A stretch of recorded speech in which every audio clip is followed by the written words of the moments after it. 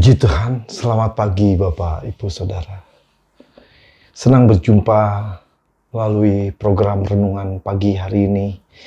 Kita mengucap syukur kalau sampai pagi ini Tuhan masih menyertai kita. Itu satu kemurahan yang sangat besar ketika kita masih diberi kesempatan.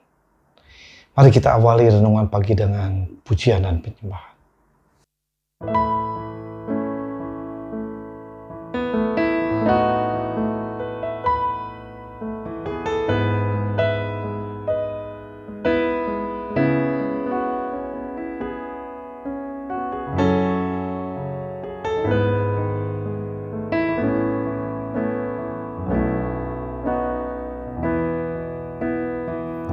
Karyamu sempurna, ajaib dan mulia, penyertaanmu buktikan kasih-Mu kepadaku.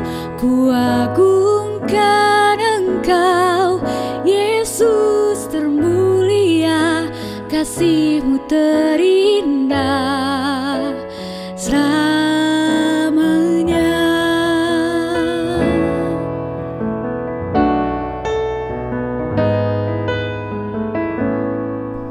Bapa yang setia, tak pernah sedetik Kau tinggalkan diriku. Hatiku teguh di dalam janji-Mu sampai ku melihat kuasa-Mu. Karya-Mu ajaib dan mulia, penyertaan-Mu buktikan kasih-Mu kepadaku. Ku agungkan Engkau, Yesus termulia, kasih-Mu terindah selamanya.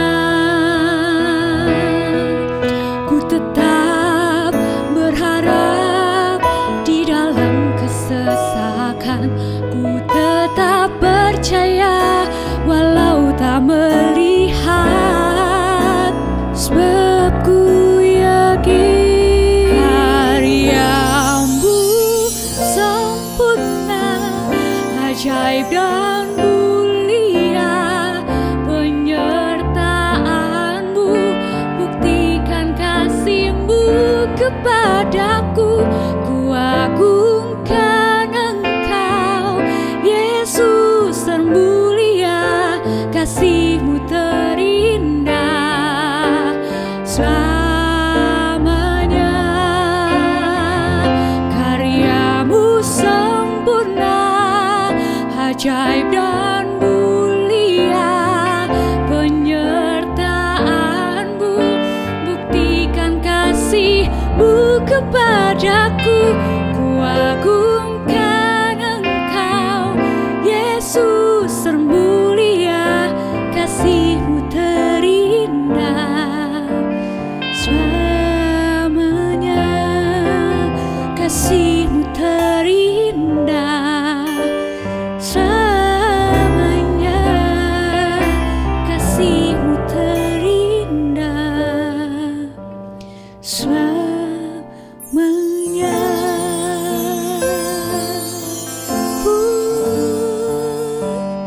Terima kasih Tuhan. Haleluya. Kiranya pujian dan penyembahan boleh menguatkan kita semua. Mari kita berdoa, saudara. Tuhan Yesus yang baik, terima kasih. Biarlah pujian dan penyembahan yang kami sudah naikkan boleh menyenangkan hati-Mu dan menjadi dupa yang harum untuk Engkau. Dan kami boleh ada pada pagi hari ini karena kemurahan Tuhan, kebaikan Tuhan, penyertaan Tuhan yang ajaib. Terima kasih. Tiba saatnya kami merenungkan firman-Mu. Kiranya Roh Kudus menolong kami supaya kami lebih mengerti lagi. Sehingga firman-Mu boleh menjadi rema dalam kehidupan kami.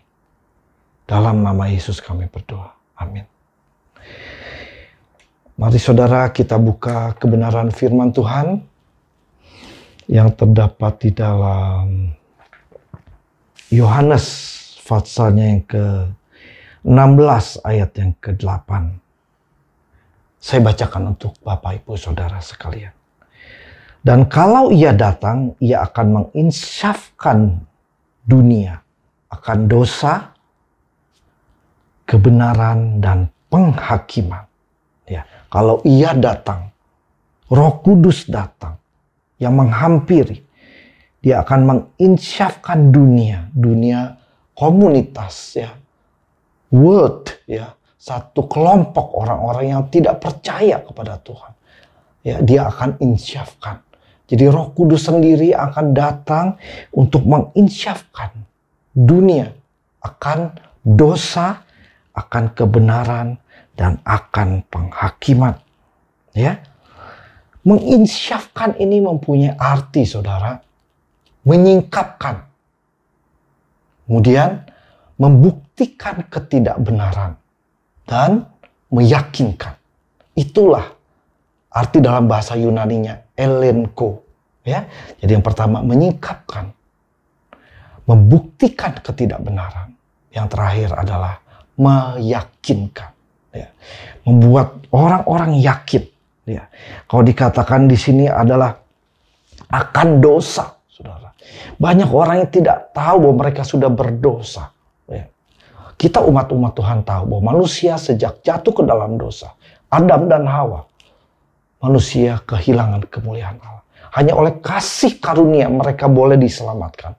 Itu Roma 3 ayat 23 dan 24. Hanya oleh kasih karunia. Ya, manusia kehilangan kemuliaan Allah dan tidak ada satupun orang yang dapat menyelamatkan mereka. Karena tidak mungkin orang buta menuntun orang buta, saudara. Mereka membutuhkan sang penebus yang dapat menyelamatkan mereka. Sebab itu mereka membutuhkan apa? Juru selamat yang dapat menebus mereka dari dosa. Ya, yang dapat membawa mereka kepada Allah sendiri. Ya, karena begitu besar kasih Allah sehingga ia memberikan, mengaruniakan yang satu-satunya anaknya, mengutus ke dalam dunia. Dan barang siapa yang percaya boleh diselamatkan, saudara. Yohanes 14 ayat 6 mengatakan bahwa dia adalah jalan, kebenaran, dan hidup. Tidak ada satupun orang yang datang kepada Bapa kecuali bersama dengan aku, Yesus sendiri. Jadi mereka membutuhkan juru selamat untuk membawa mereka kepada Bapa, kepada Allah sendiri. Karena mereka ada di dalam dosa. Ya, itu yang akan diinsyafkan, disadarkan, saudara, ya. Disingkapkan. Yang tadi mereka tidak tahu, ya, dibuktikan bahwa itu tidak benar, bahwa manusia sudah jatuh dalam dosa. Dan mereka meyakinkan membutuhkan seorang juru selamat. Kemudian akan dosa, akan kebenaran. Ya. Kebenaran ini adalah mereka harus yakin bahwa Yesus yang lahir ke dalam dunia bukan hanya sebagai manusia biasa. Dia adalah utusan Allah sendiri yang bereinkarnasi ke dalam manusia jasmani, manusia, saudara. Sehingga lahir sebagai manusia. Yesus pribadi yang lahir, yang bukan manusia menjadi Allah, saudara, tapi Allah yang sudah menjadi manusia, mengosongkan dirinya, meninggalkan kesetaraannya dengan Allah, sehingga mau menjadi manusia untuk datang menebus saudara dan saya. Dia lahir, bukan hanya lahir, saudara, dia juga mati, disalibkan, dan dia bangkit, dan dia sekarang bersama-sama dengan Allah Bapa.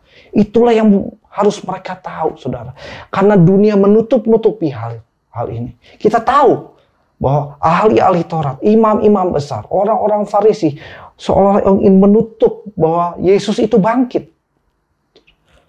Sejarah membuktikan bahwa Yesus disalibkan dan Yesus mati.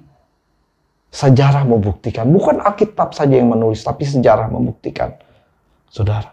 Dan mereka yang tadinya belum disingkapkan, mereka taunya bahwa sepertinya Yesus itu diserupakan, bukan Yesus yang mati, bukan Yesus yang menebus, bukan Yesus yang bangkit.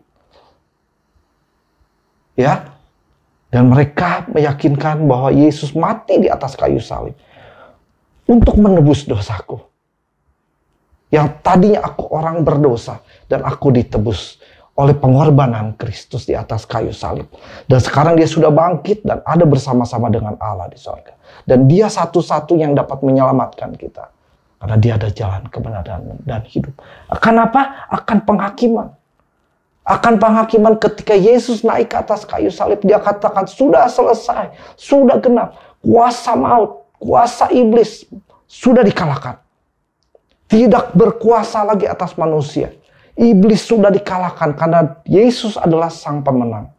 Ya, maut sudah dikalahkan. Kunci alam maut ada di tangan Yesus sebagai pemenang. Dan mereka harus tahu, mereka tidak dikuasai dosa lagi. Karena oleh kasih karunia Allah, mereka ditebus. Sehingga mereka dapat menghampiri tahta Kristus dengan secara langsung. Mari saudara, bahwa Roh Kudus sekarang sedang menginsyafkan dunia. Mari kita terus berdoa, biar kuasa Tuhan terus bekerja luar biasa. Ya, banyak jiwa-jiwa yang boleh dimenangkan. Menjadi pengikut Kristus dan kerajaan surga. Semakin luas dan penuaian jiwa-jiwa dimanapun terjadi. Mari kita berdoa saudara, biar kegerakan besar ini boleh terjadi dan nama Tuhan dipermuliakan. Biar surga menjadi penuh, ya, neraka menjadi kosong. Ya saudara, bahwa Kristus sudah bangkit, Kristus menebus saudara dan saya. Dan hari ini dia bekerja dan dia Immanuel, dia menyertai saudara dan saya dimanapun saudara berada. Berdoalah, berdoa untuk hal ini. Biar Roh Kudus terus menginsyafkan dunia akan satu dosa, kedua kebenaran, ketiga penghakiman. Yang pertama adalah, yang disebut adalah mereka sudah jatuh dalam dosa. Mereka membutuhkan juru selamat. Juru selamat itu adalah Yesus sendiri. Akan kebenaran mereka harus yakin bahwa Yesus sudah mati dan bangkit. Mati, disalibkan dan bangkit. Akan penghakiman mereka yakin bahwa kuasa iblis sudah dikalahkan. Demikian kebenaran firman Tuhan, saudara. Mari kita tutup dalam doa. Tuhan Yesus yang baik, terima kasih buat kebenaran firman-Mu pada pagi hari ini. Kami mengucap syukur sebagai anak-anak-Mu yang sudah ditebus, yang sudah diangkat dari dosa, yang sudah dibuat menjadi kaya akan Engkau. Terima kasih. Kami mau terus berdoa biar kuasa Roh Kudus bekerja dengan luar biasa. Boleh menginsyafkan dunia ini. Terpujilah nama Tuhan. Kami akan berkegiatan hari ini. Roh Kudus Engkau menyertai, memberkati kami. Apa yang kami kerjakan boleh menjadi berkat. Terpujilah nama Tuhan. Dalam nama Yesus kami berdoa. Haleluya. Amin. Selamat pagi. Tuhan Yesus memberkati. Selamat beraktivitas.